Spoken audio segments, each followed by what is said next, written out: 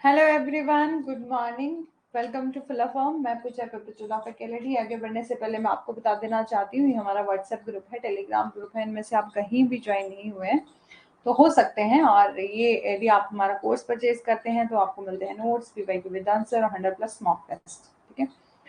और यदि आपके आसपास किसी ने भी हमारा कोर्स परचेज करना हो तो आप उनको बोल सकते हैं कि आप कोड यूज करेंगे पूजा जैन, जिससे आपको 10% ऑफ मिलेगा। ठीक है। और इसके अलावा पहले हमारा क्लास का टाइम टेबल ऐसा था कि कुछ क्लासेस जो है वो यूट्यूब पर भी चलती थी, लेकिन अभी जो है वो डेली के डेली लाइव क्लासेस जो है वो सिर्फ आपको ऐप पर देखने को मिलेगी। ठीक है।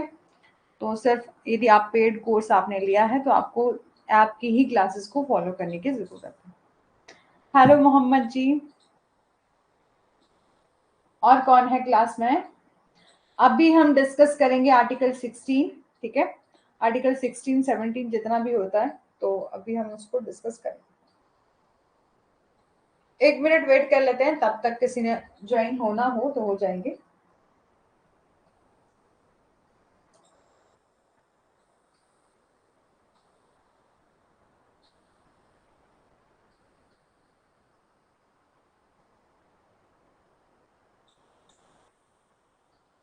शाम को तो नहीं करनी क्लास 8 PM पर दोबारा से? कि हो गया बस इतना ही, यही करना है ना दोनों क्लासेस? एक्स्ट्रा क्लास तो नहीं चाहिए? ऑडियो वीडियो बता दो जल्दी से।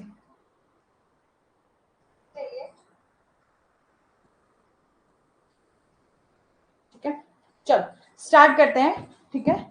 नो मैम, ठीक है। हाँ, क्योंकि मेरे को खुद पता है कि पेपर 1 की भी क्लासेस होती हैं, बहुत ज्यादा फिर बर्डन हो जाएगा। ठीक है। और इसीलिए जो है मैंने अभी से 2 क्लासेस स्टार्ट कर दी, लेकिन क्योंकि बाद में कोई प्रॉब्लम नहीं हो, क्योंकि मॉर्निंग टाइम बेस्ट है। ओवरलोड हो गया, हाँ ओवरलोड हो जाएगा, क्योंकि फिर बाद में बहुत प्रॉब्लम होती है। आप जानते हैं कि यूजीसी नेट पेपर 2 का सिलेबस बहुत ज्यादा है। ठीक है, काफी ज्यादा सिलेबस है। यूनिट 10 तक कंप्लीट करते करते देखो कि एक एक यूनिट में आपको अलग अलग लॉज देखने हैं। जैसे कमर्शियल लॉ की यूनिट काफी ज्यादा लंबी है, वहां आपको कंज्यूमर प्रोटेक्शन एक्ट तो आपके लॉ ऑफ टॉर्ट्स में ना। हाँ, कमर्शियल लॉ में आपको पार्टनरशिप भी है, सेल ऑफ गुड्स भी है, मतलब अलग अलग लॉज जो है वो एक एक यूनिट में इकट्ठे करे गए हैं, तो काफी ज्यादा लंबा हो जाएगा। और इसीलिए मैंने अभी से 2 क्लासेस लेना स्टार्ट कर दिए। बीच में थोड़ा मेरा क्लासेस भी नहीं ले पाई हूँ, पर चलो अभी जो है वो आ गए हैं सभी लोग। चलो स्टार्ट करते हैं। Article 16 of the constitution of India जो है वो ये कहता है, इक्वलिटी ऑफ अपॉर्चुनिटी की बात करता है कि भारतीय संविधान में जो अनुच्छेद 16 है, इसके तहत सार्वजनिक रोजगार के मामले में अवसर की समानता, कि यदि आप गवर्नमेंट पब्लिक एम्प्लॉयमेंट के मामले में सभी लोगों को इक्वल अपॉर्चुनिटी दी जाएगी इन matter of public employment under article 16 of the Indian constitution. The state shall not make any discrimination, जो स्टेट है वो किसी भी तरह की डिस्क्रिमिनेशन नहीं करेगा। किस मामले में? आर्टिकल 16 बात करता है आपका पब्लिक एम्प्लॉयमेंट के मामले में, और इक्वलिटी ऑफ अपॉर्चुनिटी की बात करता है कि हम सभी लोगों को इक्वल अपॉर्चुनिटी देंगे पब्लिक एम्प्लॉयमेंट के लिए। ठीक है। और स्टेट जो है वो किसी भी तरह का डिस्क्रिमिनेशन नहीं करेगा किन ग्राउंड पर? यही religion, caste, sex, place of birth, descent, residence, place of birth और एनी ऑफ दैट। ठीक है। इस बेसिस पर किसी भी तरह का डिस्क्रिमिनेशन नहीं करेगा। आर्टिकल 16 गारंटी क्या देता है? कि इक्वलिटी ऑफ अपॉर्चुनिटी। आर्टिकल 16 जो है वो गारंटी देता है कि हर किसी पर्सन को इक्वल अपॉर्चुनिटी दी जाएगी इन matter of state services recruitment for government services. ठीक है, कि जब भी हम गवर्नमेंट सर्विसेज की बात करेंगे तो सभी लोगों को इक्वल अपॉर्चुनिटी दी जाएगी। The protection and right are provided under article 16 और 15 एंड 16। ठीक है। बोले संरक्षण और अधिकार किसी भी कल्याणकारी राज्य के लिए आर्टिकल 15 और 16 फॉर एनी वेलफेयर स्टेटमेंट के लिए प्रदान किए जाते हैं। ठीक है। Doctor B R Ambedkar has called this right in right को। ठीक है। डॉक्टर बी आर अम्बेडकर ने अनुच्छेद 15 और 16 के तहत अधिकारों को मानार्थ लाभ जो है वो कहा है। कॉम्प्लीमेंट्री बेनिफिट जो है वो कहाँ है, क्योंकि आर्टिकल 15 में हमने क्या देखा था कि किसी भी तरह से हमारे साथ किसी भी पर्सन के साथ डिस्क्रिमिनेशन नहीं होगा ऑन द ग्राउंड ऑफ ये कि on the place of birth, residence, caste, ठीक है, इस बेस पर किसी भी के साथ भी भेदभाव नहीं होगा, जिसमें हमने वेरियस वेरियस क्लॉजेस देखे। देखिए मैं आर्टिकल 15 सब क्लॉज 1 ये देखा कि स्टेट जो है वो किसी भी तरह का डिस्क्रिमिनेशन नहीं करेगा। आर्टिकल 15 सब क्लॉज 2 हमने देखा कि किसी भी पर्सन के साथ किसी को भी यदि यूज करना है, पब्लिक फैसिलिटी को यूज करना है, मतलब पब्लिक यदि उसे कहीं भी रेस्टोरेंट में जाना है, कहीं भी जाना है, ठीक है, तो वहां उसके साथ कोई डिस्क्रिमिनेशन नहीं होगी। ये था क्लॉज ए में। 15 sub clause 2 sub clause B में हमने ये देखा कि यदि किसी भी पर्सन को कहीं पब्लिक प्लेस जैसे कि पब्लिक प्लेस में यूज करना है, किसी भी टैंक हो गया, वॉल्स हो गए, कुएं हो गए, नदियां हो गई, तालाब हो गए, इनमें से वो से किसी को भी वॉथिंग घाट हो गए तो किसी भी पर्सन को रोका नहीं जाएगा। 15 सब क्लॉज 3 में ये हमने ये बोला। 15 सब क्लॉज 4 में हमने ये बोला कि स्पेशल प्रोविजन, सब क्लॉज 3 में बोला स्पेशल प्रोविजन देंगे, बनाएंगे किसके लिए, वुमेन एंड चिल्ड्रन के लिए स्पेशल। फिर हमने 15 सब क्लॉज 4 में ये बोला कि स्पेशल प्रोविजन बनाए जाएंगे SC ST OBC कास्ट के लिए, ठीक है। तो ये जो आर्टिकल 15 एंड 16 है वो वेलफेयर स्टेट के लिए काफी ज्यादा इंपॉर्टेंट है कि हम एक वेलफेयर स्टेट बना सके, ठीक है।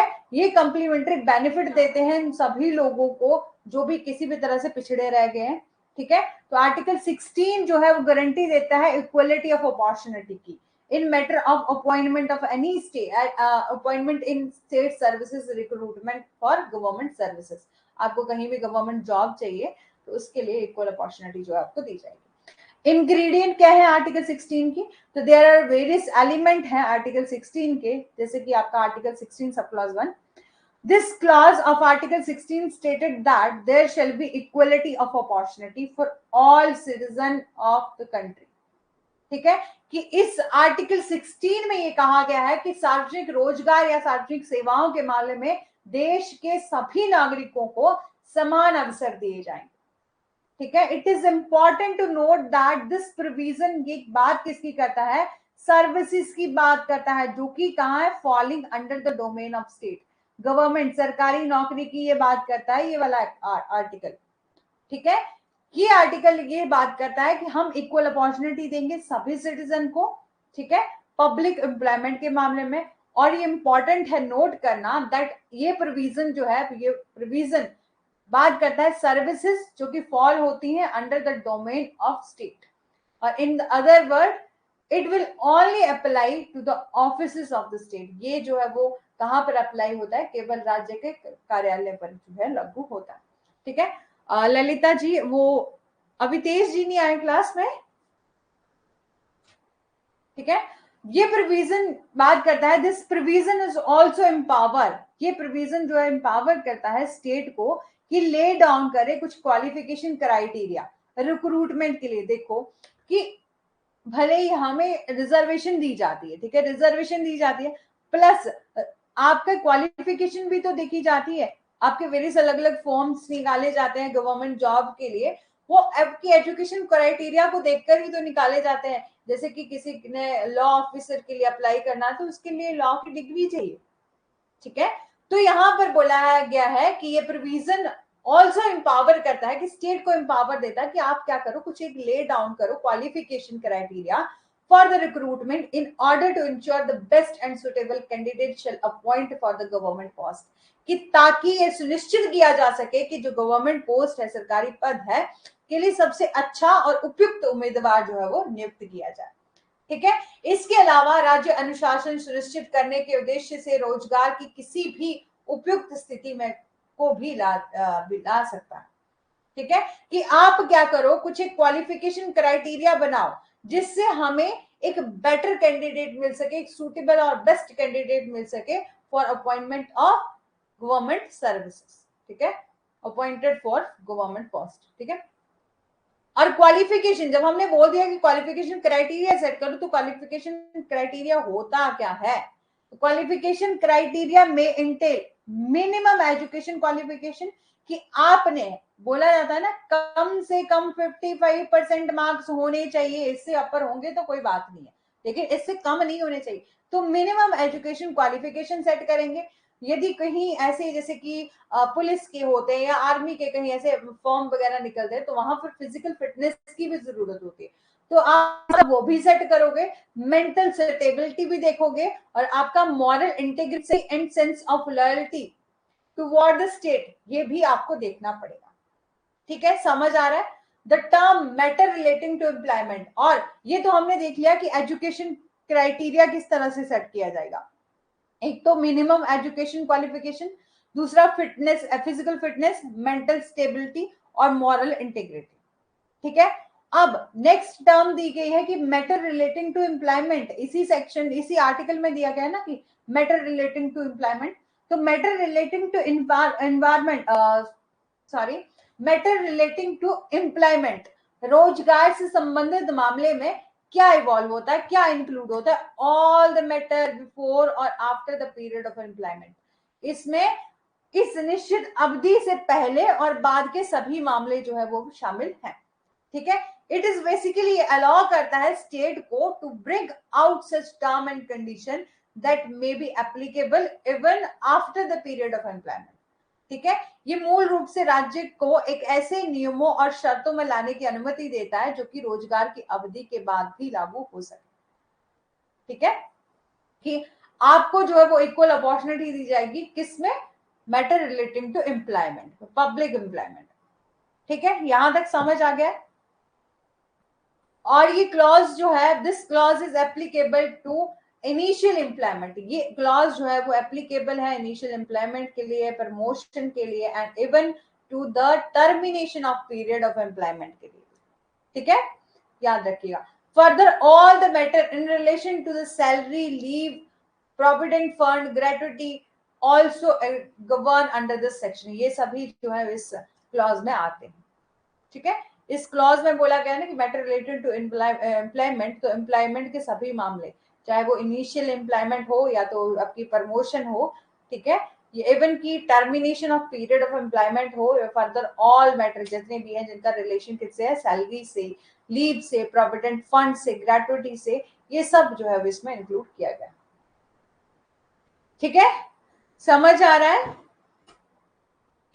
Equal pay for equal work. The principle of equal pay or equal work is enshrined under Article 16, subclause 1, as it put an obligation on state to ensure the equality in all matter related relation to employment. कि जो समान कार्य के लिए समान वेतन, ठीक है, कि equal pay for equal work, ये प्रिंसिपल, ये जो आपका प्रिंसिपल है, जो कहां से लिया गया है, कहां से इंशाइन किया गया है, तो कहां पर निहित है, तो आर्टिकल 16 सबक्लॉज 1, क्योंकि ये रोजगार के संबंध में सभी मामलों में समानता सुनिश्चित करने के लिए राज्य को एक दायित्व में डालता है, कि ये ड्यूटी है, ये ऑब्लिगेशन है किसकी, स्टेट की, कि इंश्योर किया जा सके इक्वलिटी इन ऑल मैटर, जिसका रिलेशन किसके साथ है, रिलेशन टू एम्प्लॉयमेंट के साथ। और जो concept got the first recognise, ठीक है, ये जो अवधारणा है सबसे पहले मैकिनॉन मैकिंजी का एक केस था। ठीक है, इसमें 1987, ये पुराना केस था जब हमारा, ठीक है, मतलब काफी कॉन्स्टिट्यूशन के बाद का ही केस है, लेकिन थोड़ा सा 87 का केस है। ठीक है, इन केस में क्या हुआ था, there was a difference in the remuneration for female and male stenographer. यहाँ पर डिफरेंस देखने को मिला था कि मेल स्टेनोग्राफर को थोड़ी ज्यादा सैलरी दी जाती थी, फीमेल को कम दी जाती थी। तो यहाँ पर कोर्ट ने हेल्ड किया कि ये जो प्रैक्टिस आप कर रहे हो, ये अगेंस्ट है राइट टू इक्वलिटी से, और ये वायलेशन है under article 16 subclause 1 of the constitution का। ठीक है, समझ आ गया? इसमें जो आर्टिकल 16 सबक्लॉज 1 है वो बात करता है equal pay for equal work का, और ये केस आपको याद रखना है। यहाँ पर डिफरेंस बताया था कि रेम्युनरेशन जो दी जा रही थी, जो सैलरी है वो दी जा रही थी, मेल को अलग दी जा रही थी, फीमेल को अलग। तो यहाँ पर कोर्ट ने हेल्ड किया कि ये जो आप प्रैक्टिस कर रहे हो ये against the right to equality है और वायलेट कर रहा है article 16 subclause 1 of the constitution. Randhir Singh versus Union of India का केस है, ये भी one of the landmark case है in which the court explicitly laid down the doctrine of equal pay for equal work। यहाँ पर कोर्ट ने held किया कि spirit of article 16 ensure that there shall no discrimination in the quantum of remuneration if the work is the same। यहां पर court ने ये बोला कि यदि आर्टिकल 16 में ये बोला है, यहाँ पर कोर्ट ने हेल्ड किया कि आर्टिकल 16 में ये हेल्ड किया, बताया गया है कि हम किसी भी तरह का डिस्क्रिमिनेशन नहीं करेंगे, यदि सेम वर्क लिया जा रहा है तो वहां पर उनको पेमेंट भी सेम दी जाएगी। ठीक है, यहाँ पर कोर्ट ने हेल्ड किया the spirit of article 16 ensure करता है कि that there shall be no discrimination, किसी भी तरह का डिस्क्रिमिनेशन नहीं होगा in the quantum of remuneration if, यदि वर्क सेम है। ठीक है, यदि वर्क सेम लिया जा रहा है तो वहां पर आपको सैलरी भी सेम मिलेगी। ठीक है, Markandey versus Markandey versus state of Andhra Pradesh का एक केस है। इन दिस केस में देयर वाज डिफरेंस था in pay scale of the graduate और नॉन ग्रेजुएट सुपरवाइजर में। ठीक है, देखो कि केस बार बार उठते हैं, तो केस यदि आप कोई भी नया प्रोविजन देखते हैं तो उससे रिलेटेड आपको ढेरों ही केस देखने को मिल सकते हैं। ठीक है, तो यहाँ हमने दो केसेस ऐसे देखे जो कि ये बात करते थे कि equal pay for equal work. एक में क्या था कि स्टेनोग्राफर को कम सैलरी दी जा रही थी, मतलब मेल को अलग दी जा रही थी, फीमेल को अलग दी जा रही थी। ठीक है, तो ये सब केस थे। और यहाँ फिर दोबारा से एक और केस आया जो ये बताता है कि यहाँ पर डिफरेंस बताया था ग्रेजुएट पर्सन और नॉन ग्रेजुएट पर्सन की सैलरी में। ठीक है, एक ग्रेजुएट और नॉन ग्रेजुएट सुपरवाइजर की सैलरी में जो था डिफरेंस था। हाउएवर यदि वर्क परफॉर्म किया जा रहा है बोथ ऑफ द पीपल, यदि दोनों ही पीपल जो है सेम वर्क कर रहे हैं, तो it was challenge before the court. तो ये चैलेंज किया गया कि ये क्या है, ग्राउंड है violation of the right to equality का। तो यहाँ पर कोर्ट ने हेल्ड किया कि article 16, court held that article 16 sub clause 1 is not absolute and the state को एम्पावर किया गया है कि आप रीजनेबल क्लासिफिकेशन बनाओ, रीजनेबल क्लासिफिकेशन कर सकते हो on the ground of same rational और valid difference between the two person. और इस केस में जो ये डिफरेंस बताया गया था on the basis of qualification between the both person, ये क्या है, वैलिड है। ठीक है, कि एक पर्सन जो जॉब भले ही उसका काम सेम है, लेकिन एक ग्रेजुएट पर्सन को और नॉन ग्रेजुएट पर्सन को सैलरी जो है उसमें डिफरेंस हो सकता है, तो ये वैलिड ही था। यहाँ पर कोर्ट ने हेल्ड किया कि दिस इज अ वैलिड, ये जो क्वालिफिकेशन क्राइटेरिया या उन्होंने एक क्वालिफिकेशन क्राइटेरिया रखा है तो ये कहीं भी तरह से गलत नहीं है और ये किसी भी तरह के वायलेशन नहीं कर रहा। क्योंकि देखो, आप सिंपल एग्जांपल ले लो कि आप किसी भी कॉलेज में जाते हैं, ठीक है, यदि आपका नेट क्वालिफाई नहीं होता है तो आपको अच्छी सैलरी नहीं दी जाती।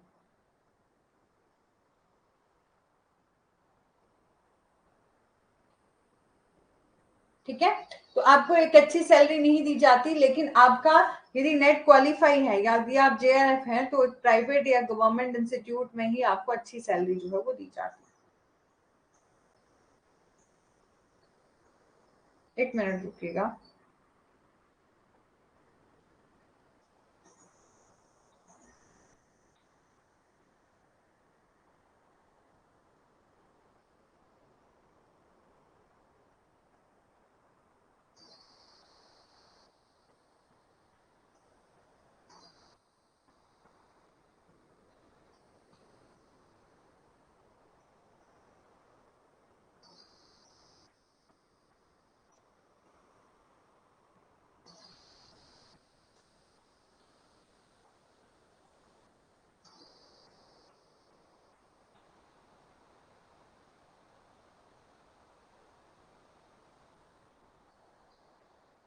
इस केस का एड लिख लीजिएगा 1989 है। ठीक है, 1989 Markandey and other versus state of Andhra Pradesh 6 अप्रैल 1989 का केस है।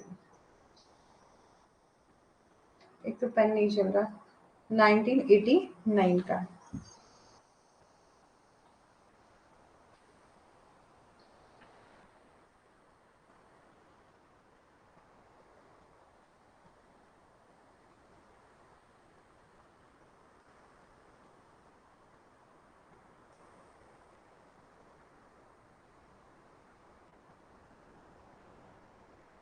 ठीक है, तो इस केस में ये हेल्ड हुआ था कि यदि आप क्वालिफिकेशन से रिलेटेड कहीं क्राइटेरिया आपने रखा है तो ये एक वैलिड है। ठीक है, कि आपने हमने बोला कि किसी भी तरह का मेल या फीमेल की सैलरी में जो है वो डिफरेंस नहीं होना चाहिए यदि सेम वर्क लिया जा रहा है। यदि आपने उससे रिलेटेड कोई एजुकेशन क्वालिफिकेशन रखा है, तो क्वालिफिकेशन क्राइटेरिया रखा है, तो ये वैलिड है, ठीक है। आर्टिकल 16 सब क्लॉज 2 क्या बात करता है? This clause of Article 16 put on obligation on the state to ensure that there shall be no discrimination between the two individual or the classes on the basis of their caste, religion, sex, place of birth, ठीक है। कि इस article 16 में ये कहा गया है कि राज्य को ये सुनिश्चित करना क्या है, दायित्व है कि दो व्यक्तियों या वर्गों के बीच में उनकी जाति, धर्म, लिंग और जन्म, रंग आदि के आधार पर कोई भी भेदभाव नहीं होना चाहिए, ठीक है। और सार्वजनिक रोजगार के मामले में ये धारा भी केवल राज्य कार्यालय के दायरे में आने वाले कार्यालय पर ही लागू होती है, ठीक है।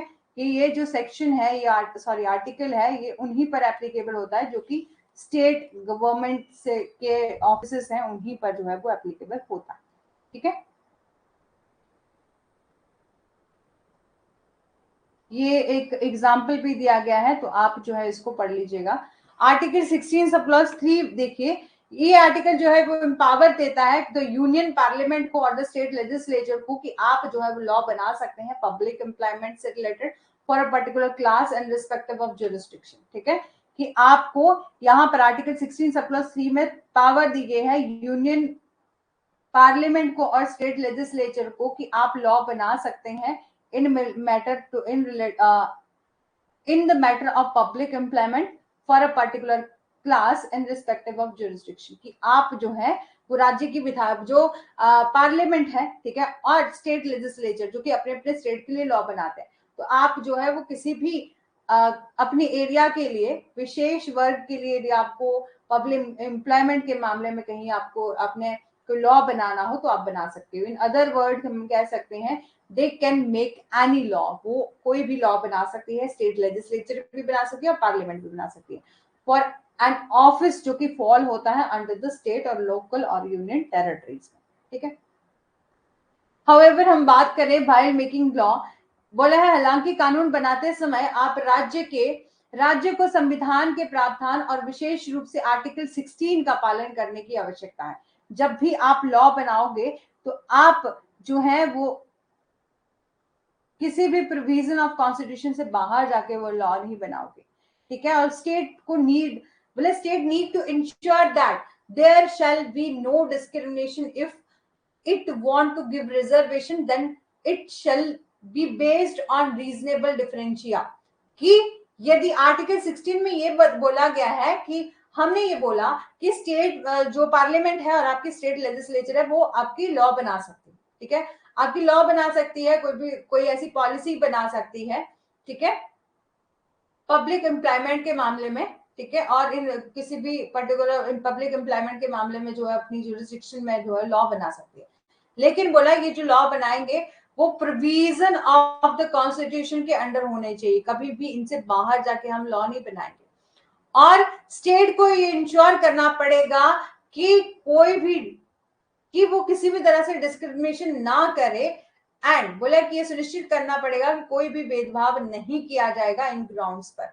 और यदि आरक्षण वो देना भी चाहते हैं, यदि वो रिजर्वेशन देना भी चाहते हैं, तो वो रीजनेबल क्या बताता हो, रीजनेबल डिफरेंशिया को बताए, ठीक है। यदि आप आरक्षण देना चाहते हो तो वो उचित भिन्नता पर आधारित होना चाहिए। यदि आप कहीं किसी पर्टिकुलर कम्युनिटी या कास्ट के लिए या किसी भी तरह की एरिया के लिए ऐसे लोग हैं जो कि शेड्यूल ट्राइब एरिया में रहते हैं, ट्राइबल्स एरिया में रहते हैं, आप उनके लिए रिजर्वेशन बना रहे हो, उनको रिजर्वेशन दे रहे हो, तो वो किस पर बेस्ड होना चाहिए, सम रीजनेबल डिफरेंशिया पर जो है वो बेस्ड होना चाहिए, कि रीजनेबल होनी चाहिए जो रिजर्वेशन आप दे रहे हो। और फर्दर ये भी बोला कि जो क्वांटम ऑफ रिजर्वेशन है वो 50% से इंक्रीज नहीं करता होना चाहिए किसी भी केस में, ठीक है। ये था आर्टिकल 16 सब क्लॉज 3 में। और ये आर्टिकल 16 सब क्लॉज 4 में ये बोला है, ये क्लॉज जो है वो हार्ट है इंटायर आर्टिकल 16 का, ठीक है।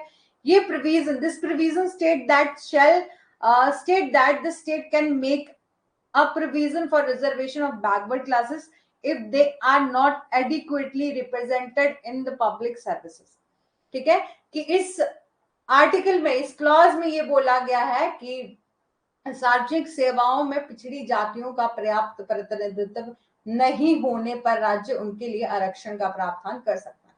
कि यदि आपके एसटीएफ में क्या है, रिजर्वेशन से रिलेटेड कोई प्रावधान नहीं है, तो आप जो है उससे रिलेटेड प्रोविजन बना सकते हो फॉर द बैकवर्ड क्लासेस के लिए। ठीक है, इफ यदि there are no adequate represented in the public services, यदि कोई भी वहां पब्लिक सर्विसेज में जॉब नहीं करता है किसी भी तरह से, जो वो पिछड़े रह गए लोग, तो आप क्या करोगे, रिजर्वेशन जो है वो दे सकते हो। लेकिन main criteria behind granting the reservation are backwardness, कि मेन क्राइटेरिया क्या है आरक्षण देने से पहले, कि बैकवर्डनेस होनी चाहिए। मतलब लोगों को क्या आरक्षण मिलने से पहले, मतलब हम उनको ही रिजर्वेशन देंगे जो कि बैकवर्ड है फॉर अ पर्टिकुलर क्लास और कास्ट। और ये इसको हम डिटरमाइन किस तरह से करेंगे, उनकी सोशल कंडीशन को देखकर, एजुकेशन कंडीशन को देखकर, और उनकी इकोनॉमिक फैक्टर को देखकर। ठीक है, कि उनकी इकोनॉमिक फाइनेंशियल कंडीशन कैसी है, उसको ध्यान में रखते हैं। ठीक है, समझ आ रहा है?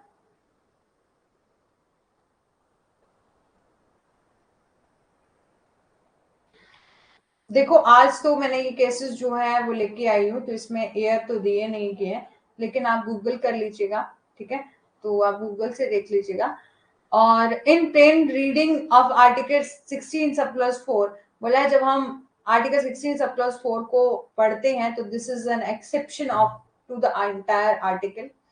तो ये क्या है, ये कि ये पूरे अनुच्छेद का एक अपवाद है। हालांकि हम एक केस देखें, state of Kerala versus N M Thomas, opinion that article is not an exception under article 16 sub plus 1 sub plus 2, but ये but it give true spirit and positive support. कि ये क्या बताता है कि आपका, इस केस में बोला कि ये जो आर्टिकल है ना, article 16 sub plus 1 16 sub plus 2, ये पॉजिटिव सपोर्ट देते हैं, या ये सिर्फ इसलिए बनाए गए हैं कि इंश्योर किया जा सके, सिक्योर किया जा सके जो भी एक ऑब्जेक्ट है of achieving the equality in society. ठीक है, ये ऑब्जेक्ट क्या है, अचीव करना इक्वालिटी इन सोसाइटी, तो इसको अचीव करने के लिए ही हमारे ये आर्टिकल बनाए गए हैं, क्लॉज ऐड किए गए। ठीक है, और स्कोप क्या है आर्टिकल 16 सब क्लॉज 4 का, was discuss first time discuss किया गया था सुप्रीम कोर्ट में इन Dawson versus Union of India के केस में। इन this case the carry forward rule is in question. ठीक है, वाज इन क्वेश्चन। बोला है कि आर्टिकल 16 सब क्लॉज 4 के दायरे में सबसे पहले माननीय उच्चतम न्यायालय ने देवासन बनाम संविधान वर्सेस यूनियन ऑफ इंडिया, क्या एक मामला था, इस मामले में कैरी फॉरवर्ड रूल जो है वो नियम आया था, कि कैरी फॉरवर्ड रूल जो है वो क्वेश्चन उठा था। और this carry forward rule stated that if any year और if some reserve vacancy remain, ये रूल क्या था कि देखो, देखो प्रैक्टिकल चीज है। देखो कि ऐसा होता है कि 100 वैकेंसी निकली, ठीक है, जिसमें हमने ये बोल दिया कि 50% तो किसको मिलेगी जी, जनरल कास्ट को मिलेगी। ठीक है, और बीच में से क्या कर दिया, मतलब 20 जो है वो ओबीसी को मिलेगी, और 30 जो है वो किसको मिलेगी, SC and ST.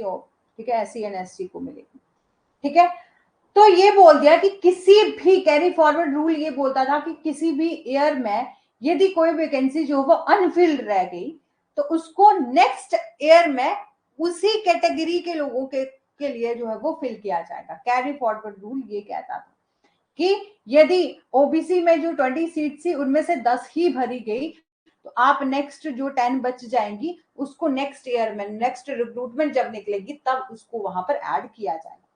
Supreme court ने डिक्लेयर किया कि ये रूल जो है वो अनकॉन्स्टिट्यूशनल है on the ground of the rule, ये वायलेट कर रहा है प्रिंसिपल ऑफ इक्वल अपॉर्चुनिटी को फॉर अनरिजर्व सेक्शन, जो कि अनरिजर्व सेक्शन में आता है। और the court stated that reservation shall not be used as a tool to make a monopoly of a particular section of the society or in the public services। देखो कि यदि ऐसा हो जाए कि इस साल वैकेंसी रह गई, ठीक है, इतने परसेंट लोग यहाँ ओबीसी कैटेगरी के रह गए, इतने परसेंट एससी एसटी के लिए रह गए, तो बाद में क्या होगा, नेक्स्ट ईयर की जो वैकेंसी आएगी उसमें जो रिजर्वेशन होगी वो 50% से ज्यादा भी जा सकती है। ऐसा भी हो सकता है ना। एक मिनट रुकिएगा।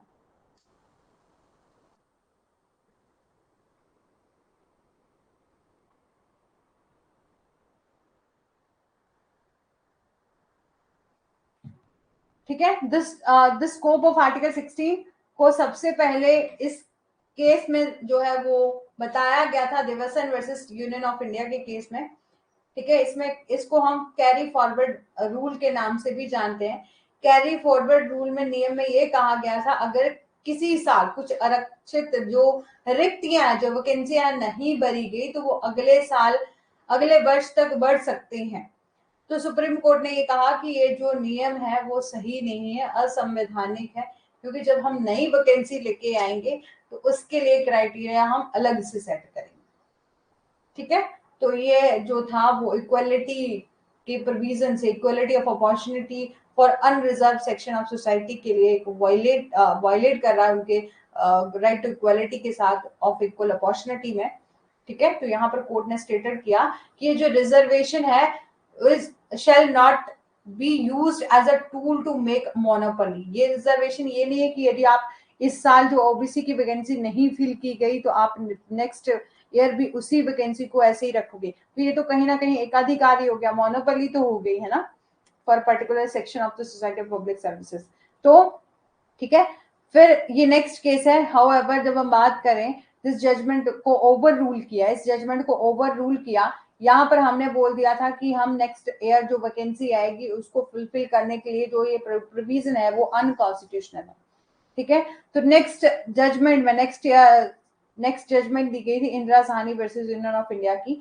तो इस जजमेंट में ओवर रूल कर दिया इस केस को, यहां पर हेल्ड किया कि जो कैरी फॉरवर्ड रूल है वो परमिसिबल होना चाहिए if the aggregated reservation does not exceed. यदि ये बोला कि ये जो हमने बोल दिया कि ये 100 सीट्स निकाली जा रही हैं जिसमें हम 20 ओबीसी के लिए रख रहे हैं, यदि ओबीसी का ऐसा हुआ कि 10% ही लोग जो है वो क्लियर कर पाए एग्जाम को और 10% वैकेंसी जो है वो खाली ही रहेगी, तो हम उसको नेक्स्ट ईयर में रिकवर कर सकते हैं, नेक्स्ट ईयर में भर सकते हैं उसी कैटेगरी से। लेकिन बस इतना होना चाहिए कि रिजर्वेशन जो है वो किसी भी तरह से 50% एक्सीड नहीं करनी चाहिए। Further, this carry forward rule was codified after incorporating Article 16 surplus 4B। ठीक है, उसके बाद ये जो कैरी फॉरवर्ड रूल था इसको इनकॉर्पोरेट किया गया और नया क्लॉज ऐड कर दिया गया आर्टिकल 16 प्लस 4B। ठीक है, जिसमें ये बोला कि हम एक ईयर में यदि वैकेंसी बचती है तो हम उसको नेक्स्ट ईयर में जो है वो क्या कर लेंगे, उसको भरेंगे, उसी कैटेगरी से भरेंगे। बस इतना होना चाहिए कि जो रिजर्वेशन है वो 50% से ज्यादा नहीं होनी चाहिए। ठीक है, समझ आ गया। आर्टिकल 16 सब प्लस 4A क्या कहता है, ये article 16 sub plus 4A power देता है स्टेट को कि आप जो है वो प्रोविजन बनाओ रिजर्वेशन से related in the matter of promotion. ठीक है, ये जो आर्टिकल 16 सब प्लस 4A है वो प्रमोशन से रिलेटेड है, याद रखिएगा, प्रमोशन से रिलेटेड है। In the very simple word, in simple word this article state if the state feels that scheduled caste or scheduled tribes are not adequately represented। यदि ये जो इन सिंपल वर्ड में हम कहते हैं कि यदि ऐसा हुआ कि राज्य को ऐसा लगता है कि कोई भी शेड्यूल्ड कास्ट है, शेड्यूल्ड ट्राइब है का पर्याप्त प्रतिनिधित्व नहीं है, तो वरिष्ठता के आधार पर उनको क्या कर दिया जाएगा, प्रमोशन दे दी जाएगी। हम सीनियोरिटी के बेस पर लोगों को क्या कर देंगे, प्रमोट कर देंगे on the basis of seniority. ठीक है, prior to the same decades there was a minimum representation of people hailing from the SC and STs category in the public employment। ठीक है, कि कुछ दशकों से पहले जो है सार्वजनिक रोजगार में SC and ST के लोगों को न्यूनतम प्रतिनिधित्व था। इसके अलावा अगर उन्हें नियुक्त किया जाता है तो शायद ही पदोन्नति मिलती। ठीक है, मतलब उनकी जो है वो शायद ही जो है वो डेवलपमेंट होती उनके एरिया में। ठीक है, हार्डली गेट प्रमोटेड। और इसलिए उस बैकलॉग को हटाने के लिए हमने क्या किया, 77th अमेंडमेंट और 81st अमेंडमेंट के दौरान इन लोगों को क्या दी थी, रिजर्वेशन दे दी गई। किस मामले में, प्रमोशन के मामले में। एक याद रखिएगा, आर्टिकल 16 सब क्लॉज 4A जो है वो बात करता है प्रमोशन की, ठीक है, कि ये आर्टिकल एम्पावर देता है स्टेट को कि आप जो है वो रिजर्वेशन के लिए प्रोविजन बनाओगे, ठीक है, इन मैटर टू प्रमोशन।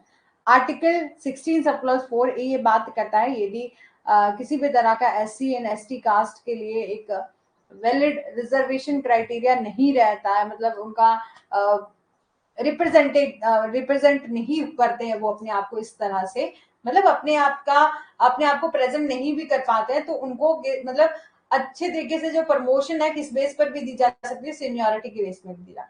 पहले के टाइम में ऐसा था कि उन लोगों के साथ काफी ज्यादा भेदभाव होता था, तो उनको इक्वल अपॉर्चुनिटी नहीं मिली है। तो इसी बैकलॉग को हटाने के लिए जो है हमने नए प्रोविजन ऐड किए हैं SC एंड ST की अपलिफ्टमेंट के लिए, ठीक है। However, ये जजमेंट थी in the judgement of Indira Sawhney versus Union of India.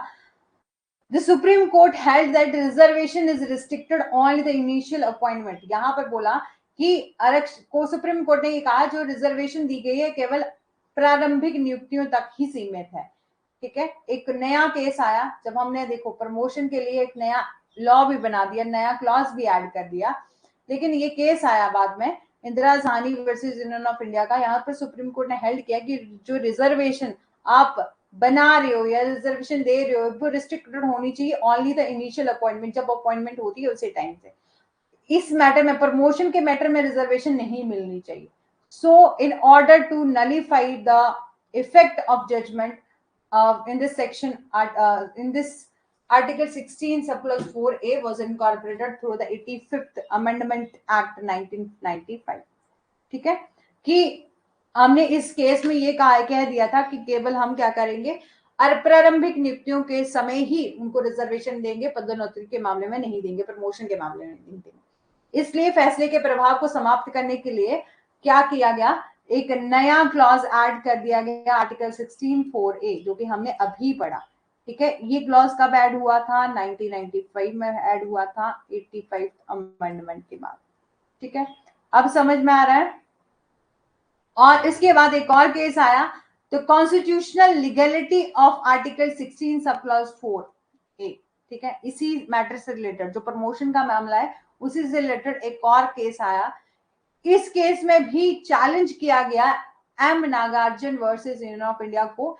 यहां पर कोर्ट ने अपहेल्ड किया the legality of state this provision is line under article 16 sub clause 4 and it ensure the adequate representation and growth of these people who suffer exploitation for very long period, ठीक है। ये यहाँ पर ये बोला गया कि इस केस में संवैधानिक वैधता की को चुनौती दी गई और अदालत ने ये कहा कि इनकी इस वैधता को बरकरार रखा जाएगा। जो हमने बोला कि प्रमोशन दे दी जाएगी सीनियरिटी के बेस पर उन लोगों को जो कि SC ST कास्ट से बिलोंग करते हैं, तो उनको बोला कि इस वैधता को बरकरार रखा गया। ये जो प्रावधान है आर्टिकल 16 सब क्लॉज 4 है वो इंश्योर करता है कि हम एडिक्वेट रिप्रेजेंटेशन करेंगे और ग्रोथ, ताकि इन लोगों को जिनके साथ एक्सप्लॉइटेशन होता था, जो कि सफर हुए हैं एक्सप्लॉइटेशन में बहुत टाइम पीरियड तक पहले, ठीक है, पहले होता था ना भेदभाव होता था बहुत ज्यादा, तो उससे निपटने के लिए उनको जो उनका विकास करने के लिए हम क्या करेंगे, इस प्रमोशन के क्राइटेरिया को रखेंगे।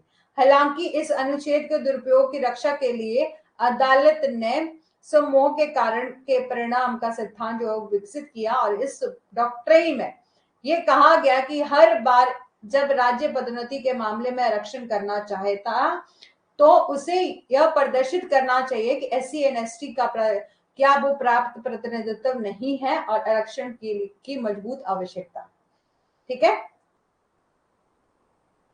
समझ आ गया।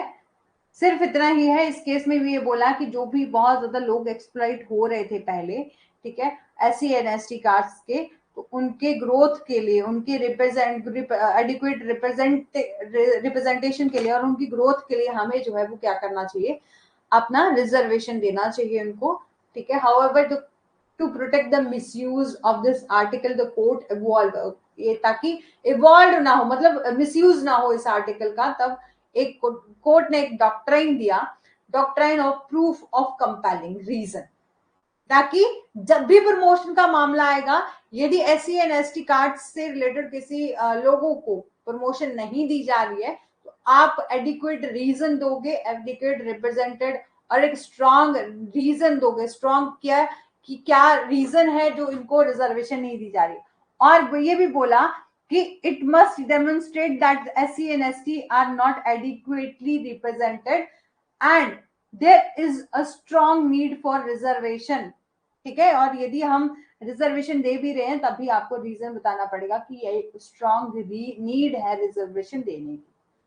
ठीक है, और द लेजिस्लेशन ने फर्दर क्लैरिफाई किया under scope of article 16 sub plus 4A, कब, जब हमारा 170th कॉन्स्टिट्यूशन अमेंडमेंट हुई थी।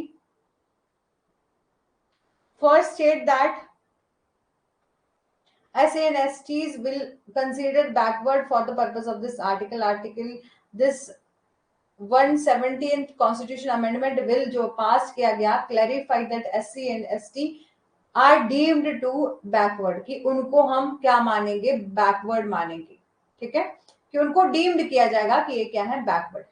आर्टिकल 16 सब प्लस 4 भी ये कहता है, ये आर्टिकल इनकॉर्पोरेट किया गया था through the amendment 81st constitution amendment. ठीक है, ये आर्टिकल इनकॉर्पोरेट किया था 81st कॉन्स्टिट्यूशन अमेंडमेंट के दौरान।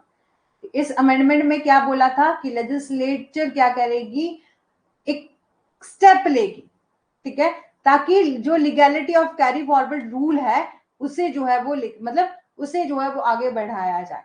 और this section stated that Anfield vacancy, ये सेक्शन ये बताता है कि जो अनफिल्ड वैकेंसीज हैं उनको कैरी फॉरवर्ड किया जाएगा नेक्स्ट ईयर में। ठीक है, जो कि हमने अभी भी देखा था। It is important to notify that these carry forward vacancies will treated as a different class of vacancy. कि यहां पर ये बोला कि अधिसूचित करने के लिए महत्वपूर्ण बात यह है कि आगे की रिक्तियों में रिक्ति के एक अलग वर्ग के रूप में इन्हें माना जाएगा। ठीक है, और उनका जो है वो कितनी एक लिमिट डिसाइड करी है कि ये जो है वो एक्सीड नहीं होनी चाहिए 50% से, कि आप रिजर्वेशन दोगे 50% से ज्यादा नहीं होनी चाहिए। इन other word these vacancies will not taken into consideration while computing the article by computing the totally of 50% reservation limit। बस ये होना चाहिए कि आपको ये ध्यान में रखना है कि किसी भी तरह से 50% से ज्यादा रिजर्वेशन नहीं मिलनी चाहिए किसी को भी। और validity of this clause was upheld in the landmark case M Nagarjun versus Union of India. ठीक है, इसकी वैलिडिटी को ध्यान में, मतलब ये जो बताता है कि ये जो 50% से एक्सीड नहीं होनी चाहिए, ये M Nagarjun versus Union of India के केस में भी हेल्ड हुआ था और वैलिडिटी को बताया था इस क्लॉज की। अब आर्टिकल 16 सब प्लस 5 क्या कहता है, this clause is non obstante provision that override all the provision enshrined under article 16 of the constitution। ये प्रोविजन स्टेट को ये पावर देता है, यहाँ इस प्रावधान में ये कहा गया है कि कोई भी कानून किसी ऐसे कार्यालय में नियुक्ति को प्रभावित नहीं करेगा जो कि धार्मिक और सांप्रदायिक संस्था से जुड़ा हुआ है। आर्टिकल 16 सब प्लस 5 में ये कहा गया है कि ये जो है वो क्या है, जो आर्टिकल 16 के तहत जितने भी अन्य क्लॉज दिए गए हैं इनको ओवरराइड करता है। इस प्रोविजन में ये बोला गया है कि स्टेट जो है वो किसी भी तरह का लॉ नहीं बनाएगा for appointment in an office जो कि किसी भी तरह से कनेक्टेड है रिलीजियस और डिनोमिनेशनल इंस्टीट्यूशन से, सांप्रदायिक संस्थान या धार्मिक संस्थान से जुड़े हुए हैं। आप उनकी नियुक्ति से रिलेटेड कोई भी ऐसा कानून जो है वो नहीं बनाओगे। इस प्रावधान में ये कहा गया है कि कोई भी कानून किसी ऐसे कार्यालय में नियुक्ति को प्रभावित नहीं करेगा जो कि किसी धार्मिक या सांप्रदायिक संस्था से जुड़ा हुआ है, और यह किसी भी व्यक्ति की नियुक्ति करने का अधिकार देता है जो कि उस विशेष धर्म को स्वीकार कर रहा है। मतलब ये आर्टिकल ये कहता है कि जैसे आप रिजर्वेशन तो करोगे, ठीक है, और रिजर्वेशन जो है वो 50% से एक्सीड नहीं होनी चाहिए, ये हमने लास्ट में देख लिया। बट यहाँ पर ये बोल दिया है कि लॉ जो स्टेट है वो किसी भी तरह का लॉ नहीं बनाएगा कि रिजर्वेशन और अपॉइंटमेंट किस बेस पर की जा रही है, रिलीजन के बेस। तो पर्टिकुलर रिलीजन से रिलेटेड कोई भी ऐसा लॉ नहीं होना चाहिए कि आप इस रिलीजन के लोगों को रिजर्वेशन दे रहे हो, नहीं दे रहे हो। हाँ, हमने बैकवर्ड क्लासेस को इसलिए देखा क्योंकि कुछ लोग जो थे वो बैकवर्ड थे, और एससी एंड एसटी कास्ट के ऐसे लोग हैं जो कि बैकवर्ड हैं और पिछड़े रह गए हैं, तो उनकी डेवलपमेंट के लिए हम रिजर्वेशन देते हैं। ठीक है। टीएमए पई foundation versus state of Karnataka का एक केस है जिसमें ऑनरेबल सुप्रीम कोर्ट ने रूल किया था that the provision of article 16 can not be enforce upon private unaided education institution and other religious minority institution. यहां पर ये बोल दिया था जो आर्टिकल 16 का जो प्रोविजन है, आर्टिकल 16 में जितने भी प्रोविजन दिए गए हैं वो इन्फोर्स नहीं होते प्राइवेट एजुकेशन इंस्टीट्यूशन पर जो कि अनएडेड है, जिनको भी फंड नहीं दिया जाता है स्टेट और सेंट्रल गवर्नमेंट के द्वारा, और ऐसे इंस्टीट्यूशन जो कि रिलीजियस माइनॉरिटी इंस्टीट्यूशन से रिलेटेड है, तो उनको यहाँ पर जो है वो इन पर एप्लीकेबल नहीं होता हमारा आर्टिकल 16। ठीक है। Can not enforce on private unaided education institution or an in other religious minority institution। ठीक है। फिर है आपका article 16 sub clause 6 of the Indian constitution. The union parliament through the 103rd constitution amendment incorporate की गई थी जिसमें add किया था article 16 sub clause 6 into the constitution. ये सेक्शन अलाउ करता है रिजर्वेशन ऑफ मैक्सिमम 10% की आपकी इकोनॉमिकली वीकर सेक्शन और जो कि economically weaker section in public employment में आते। ठीक है। ये जो आर्टिकल है पूरा का पूरा 16 चाहे कोई भी क्लॉज है वो बात करता है सिर्फ जॉब से रिलेटेड, पब्लिक एम्प्लॉयमेंट से रिलेटेड, प्राइवेट एम्प्लॉयमेंट की बात नहीं करी गई यहाँ पर, पब्लिक एम्प्लॉयमेंट से रिलेटेड। बाकी हमने रिजर्वेशन और डिस्क्रिमिनेशन का किसी भी तरह से भेदभाव नहीं किया जाएगा और 10% रिजर्वेशन दी जाएगी, तो हमने आर्टिकल 15 में भी डिस्कस किया था एजुकेशन इंस्टीट्यूशन में। ठीक है, एजुकेशन इंस्टीट्यूशन के मामले में। लेकिन आर्टिकल 16 सब प्लस 6 ये कहता है, इसमें 103rd अमेंडमेंट की गई थी, यहाँ पर आर्टिकल 16 सब प्लस 6 इनकॉर्पोरेट किया गया। किस लिए? ये जो सेक्शन है वो अलाउ करता है रिजर्वेशन ऑफ मैक्सिमम 10% दी जाएगी रिजर्वेशन उन लोगों को जो ओबीसी कैटेगरी में नहीं आते हैं, जो कि एससी में नहीं आते, जो एसटी में नहीं आते, उनको इकोनॉमिकली बैकवर्ड क्लासेस और economic weaker section in public employment EBS category के 10% रिजर्वेशन के लिए यहाँ पर बोला गया था। और एनजीओ नेम, एक एनजीओ का नेम है, एक एनजीओ है youth for equality challenge this provision on the ground of violating that 50% reservation rule as given the Indira Sawhney case. ठीक है, जो कि हमने देखा कि इंदिरा साहनी के केस में क्या बोला था, 50% से ज्यादा इंक्रीज नहीं होनी चाहिए आपकी रिजर्वेशन। यहाँ पर कोर्ट ने रिफ्यूज किया टू पुट से on the reservation and held the reservation will be additional to existing quantum of 50% reservation and additional post will be created for this, और this does it is not violate the same। ठीक है, और यहाँ पर court ने भी यही कहा कि 50% जो मौजूदा वैकेंसी है ना, जो एट प्रेजेंट में वैकेंसी निकाली जाएगी उसमें हम 50% से ज्यादा रिजर्वेशन किसी को भी नहीं देंगे। अब ओबीसी में कितनी रिजर्वेशन मिलती है? 27%। 27% reservation to the other backward classes. ठीक है, सुन रहे हैं? सो तो नहीं गए हैं? समझ आ रहा है ना? और reservation to the OBC has been to the top topic since emergence of the concept of reservation. ठीक है, जो आरक्षण की अवधारणा के उपद्रव के बाद जो ओबीसी को आरक्षण एक शीर्ष विषय रहा है। अन्य पिछड़ा वर्ग जिसे ओबीसी कहा जाता है, इसका प्रयोग सरकार के द्वारा ऐसी जातियों को वर्गीकृत करने के लिए किया जाता है जो कि शैक्षणिक और सामाजिक रूप से पिछड़े रह गए और जिनको ऐड नहीं किया गया है एसटी और एसटी कास्ट में, उनको हम ओबीसी कैटेगरी में रखते हैं, जो कि किसी भी तरह से एजुकेशनल या सोशली बैकवर्ड क्लासेस में आते हैं।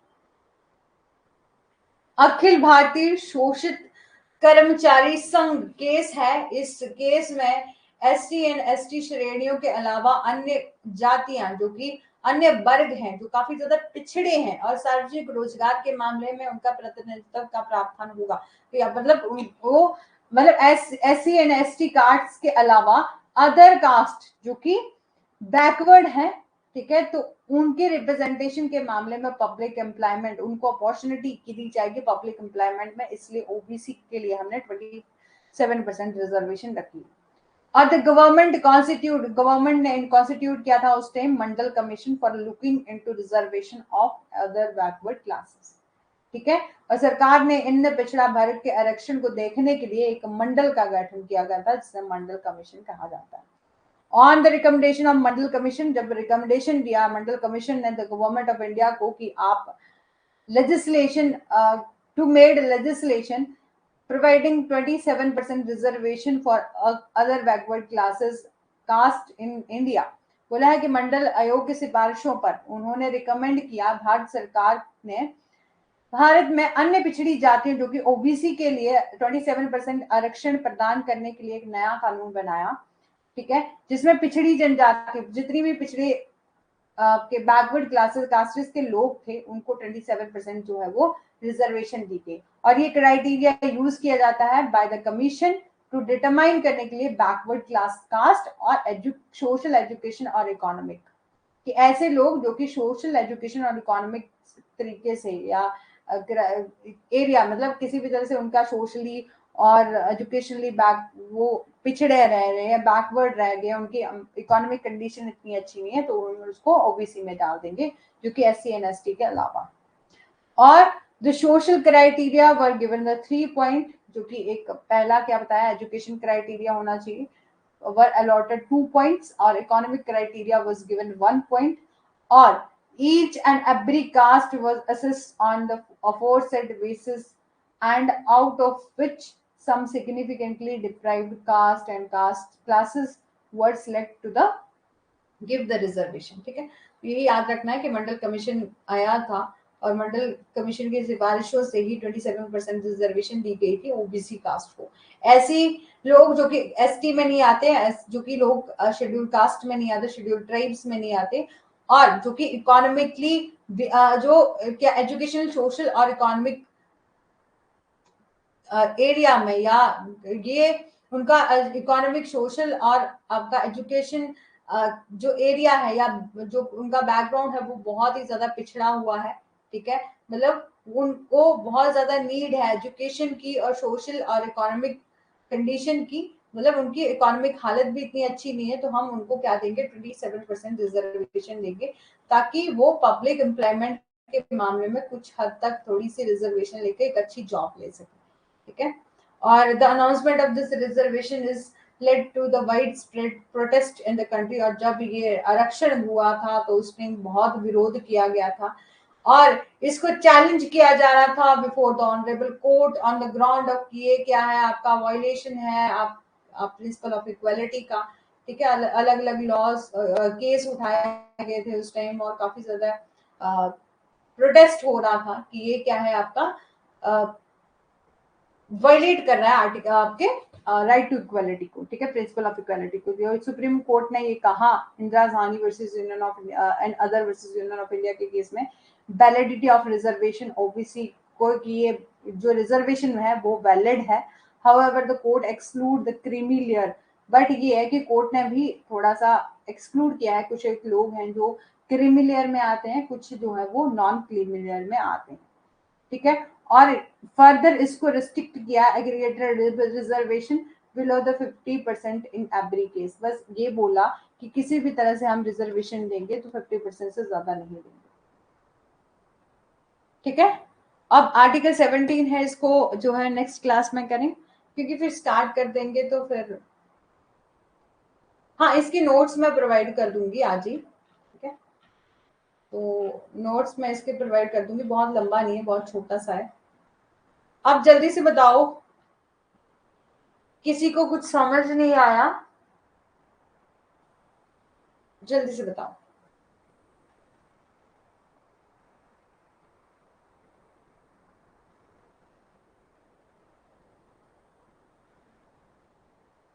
मोहम्मद जी, अवतेज जी, ललिता जी, समझ आ गया सारा? आर्टिकल 16 के हमने सारे के सारे क्लॉज देख लिए हैं, ठीक है, और 15 भी क्लियर हो गया, 16 भी। ये 2-3 आर्टिकल हैं, इसको हम बहुत थोड़ा सा डिटेल में देखेंगे, बाकी फिर थोड़ा जल्दी जल्दी ही चलेंगे, ठीक है। यस मैम, ठीक है। अवधेश जी, कोई प्रॉब्लम, कोई डाउट हो तो जल्दी से बता दो। और पेपर 1 की क्लासेस किस तरह से चल रही हैं? मैथ्स का पोर्शन अच्छा जा रहा है? देखो मैथ क्या, पेपर 1 के लिए भी क्या करना है ना, थोड़े से एमसीक्यू ज्यादा लगा लेना, और बाकी तो जो टीचिंग एप्टीट्यूड है या कम्युनिकेशन और बाकी यूनिट है वो ऐसे ही हो जाएंगी। वो तो आप पेपर में जाके जब अपने गेस्ट से भी करना, ठीक करना चाहो तब भी जो है वो कर सकते हैं।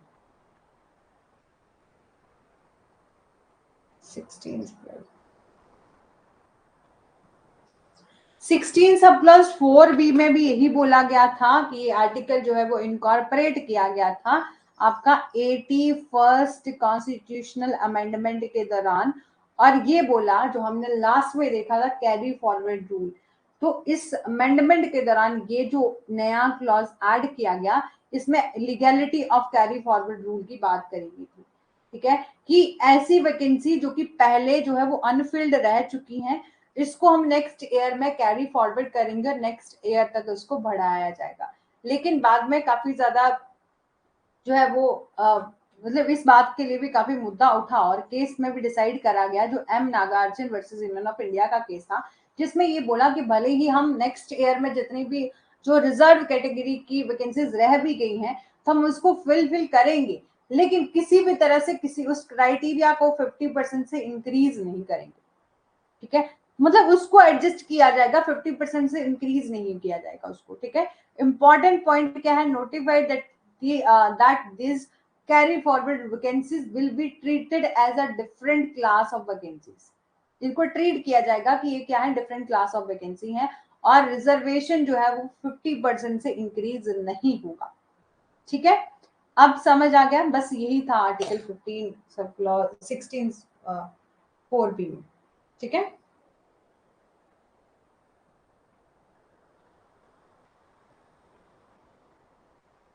अब समझ आ गया ना?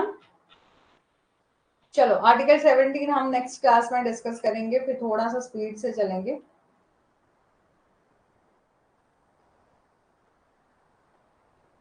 ठीक है।